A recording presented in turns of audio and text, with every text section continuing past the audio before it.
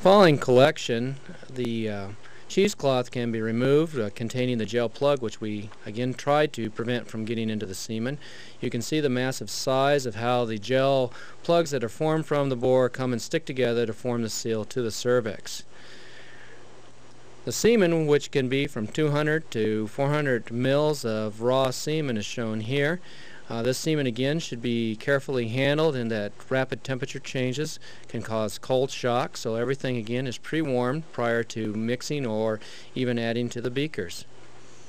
The semen can be poured out to measure the total volume of the semen that is present.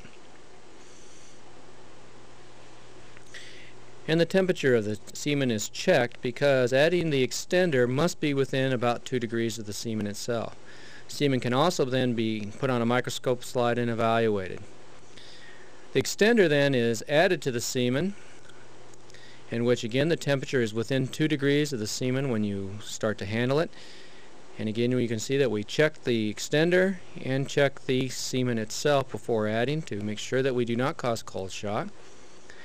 And without doing a count of semen, a raw value is usually 3 volumes of extender to 1 volume of semen that is collected from the bore.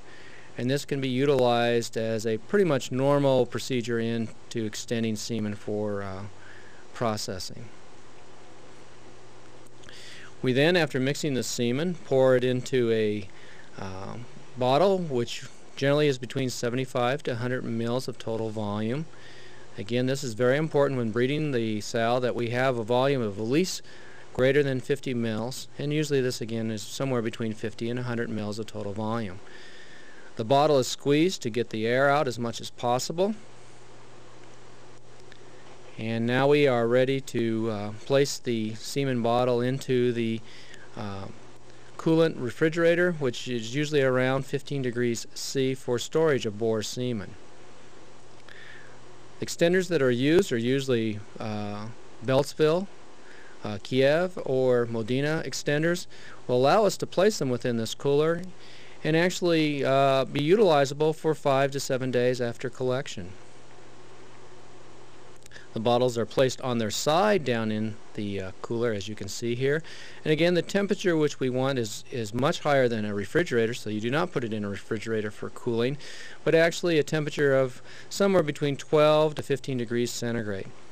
And semen can be mixed and moved around if it's been stored. It should be, if you have not used it every day, to again give the sperm cells some surface area with the extender itself for survival. Of semen to 5 degrees C over time in the cold room, we now add fraction B. Fraction B contains 20% egg yolk citrate buffer again, but in addition it has 14% glycerol. And when you add this at a 50-50 ratio, we end up with a 7% glycerol total content within the freezing process. Straws then can be placed on a holder for loading the semen into half cc straws. And then this is taken over and placed onto a special machine that will draw the semen across into the straws and seal them on the 2 ends. Here you can see the vacuum being placed into the semen that's now total semen with both fraction A and B. And you can see the drawing of the vacuum across, pulling semen into the straws. The end on the bottom has a cotton plugs plus polyvinyl chloride, which when becomes wet solidifies and hardens.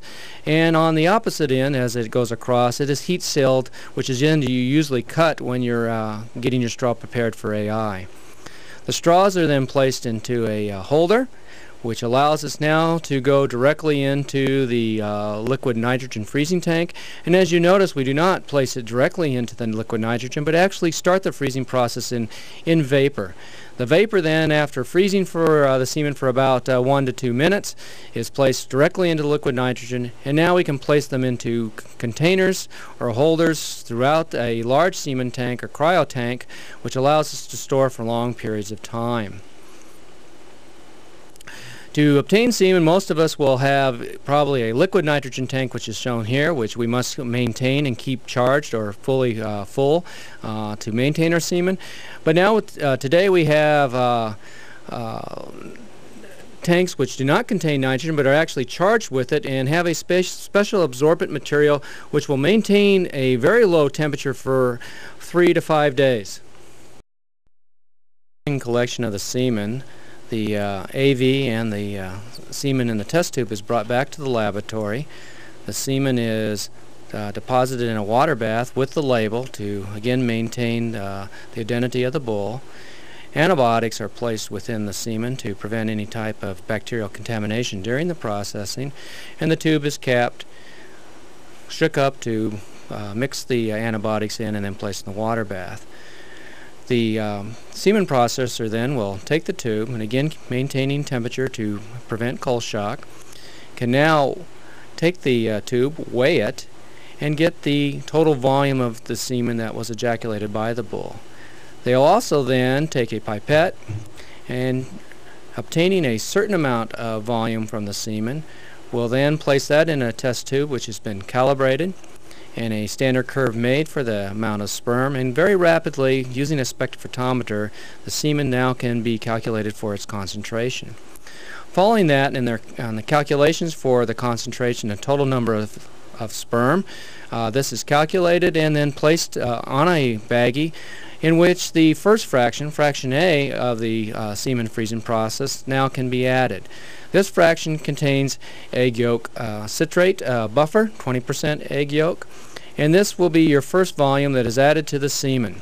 This allows the semen to be cooled down to 5 degrees C over a very slow process. As you can see here, we are filling the volume which would be 50% of the total volume that we'll be using with this fraction A. Again, the label with the bull number and the date of collection is placed on the baggie, and double checks are made to ensure that that is the bull that we are now processing. This semen is placed in a water-jacketed beaker, which allows us to now go in and cool down to 5 degrees C.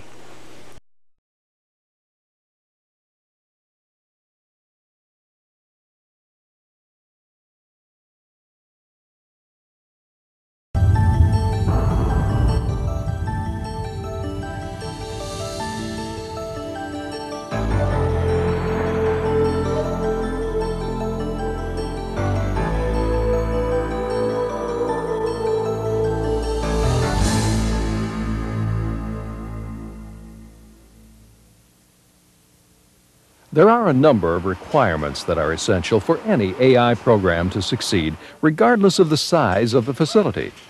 To be successful, AI requires attention to every detail involved. In this video, we will focus on the components and procedures of semen processing, and will emphasize the available methods and equipment to perform each step. Semen processing involves the following important steps: extender preparation, determination of ejaculate volume, determination of sperm concentration, evaluation of sperm quality, calculation of AI doses, semen extension, semen packaging, cooling and storing of AI doses. Extender preparation. Water quality is a critical component of extender preparation and therefore directly affects the quality of semen doses. At a minimum,